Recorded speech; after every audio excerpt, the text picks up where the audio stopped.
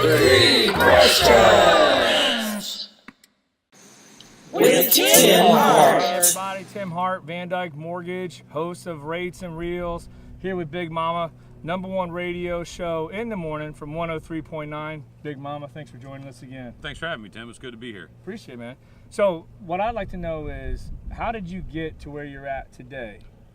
To where I'm at today, like for what, when it comes to doing morning radio in Southwest Florida, how did I get where I'm at today?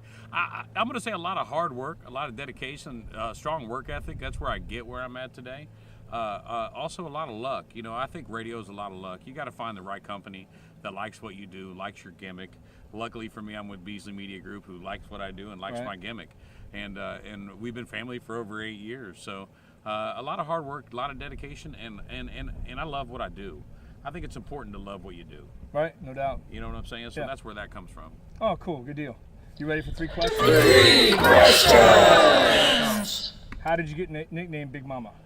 It was about 20 years ago. I was an intern at WGTZ in Dayton, Ohio, Z93, and I heard it on the radio. They were looking for interns, and I went in and I went over and I interviewed and they got laughed at and they didn't like me. About 3 days later, I walked back in and I actually got an internship. And I went on to the night show, and the guy says, "I'm going to name you Big Mama." And I hated it. Boy, did I hate it. I was all like, no, I don't want to be named Big Mama. That's a horrible name. That's terrible. I don't want to be named that guy. And then it was about 2 days later, and as an intern back when I started in radio, there was no having to worry about getting in trouble. Like, they abused interns. It was a lot like being brought into a fraternity in college. Hazing. Like rushing. Okay. All right, so, yeah, hazing. So the first thing I had to do was I had to get down to my boxer shorts. They put 93 bumper stickers all over my body, and one of them had an X on them. And if you found me, you got to peel one sticker. If you peeled the one with the X, you won Kings Island tickets. Now, Kings Island is not like Universal.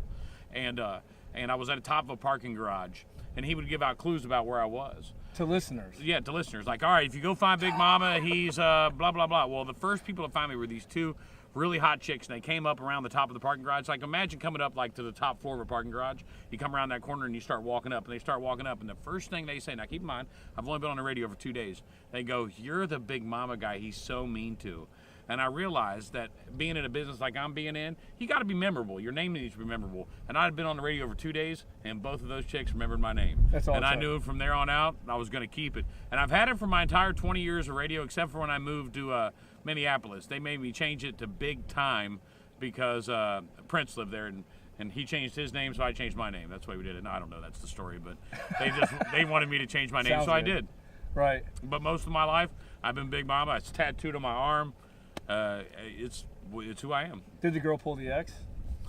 No, those girls didn't pull the X, but later on that day, the girls did pull the X, and I got back into my clothes. I also, during that internship, had to bowl in women's lingerie on a Friday night. That was rough. And countless other things that were very wearing women's lingerie. Okay. Imagine women's lingerie, a thong with my self.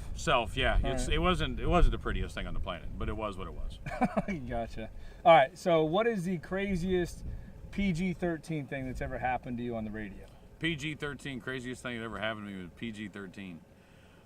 Go rated R if you feel like it, and we can edit it out. Well, you know, I can't. I've had some really crazy stories in radio. Like Luke from 2 Live Crew one time had a concert in Tampa and came to visit me with his 2 girls, and things led to things in the studio, and he completely missed the show because we were so busy doing debauchery in the studio, I guess you would call it. Yeah, hanging out in the studio. I've also had, I played catch with Eminem. That was a good story. And being on one of the coolest things ever was being on the Eat Your Hollywood Story for O.J. Simpson's Where Is He Now? The station I worked for at the time did his first public appearance. And he came out and hosted a concert, and it was massively huge, and it was amazing to watch. And that was here locally? Here locally, right here in Southwest Florida. Oh, cool. Good deal. So as far as charities go, I know you have one that's kind of near and dear to your heart now, so you want to tell us about that? Well, I like the Boys and Girls Clubs. Let me tell you why I like the Boys and Girls Club is that there are more kids that need to be inside Boys and Girls Clubs than they have room for. This charity needs fundraising in order to get more, Boys and Girls Clubs, places for them to go and hang out after school, because the more we give the kids to do, the less we're going to have the kids doing stuff. Mm-hmm. My daddy always told me, idle hands are the devil hands. So if you don't have anything to do, you're doing something wrong. Right. So, and I feel the same way about if we can help kids out with Boys and Girls Clubs. We give them to something to do, then they won't do anything wrong. We just Right. got to give them something else to do. Stay out of trouble. Stay out of trouble. That's the way you Gotcha. keep kids out of trouble. So that's what I do for charities. Cool. Bonus question. All right, come on. Is Psychic Gary Spivey's hair real?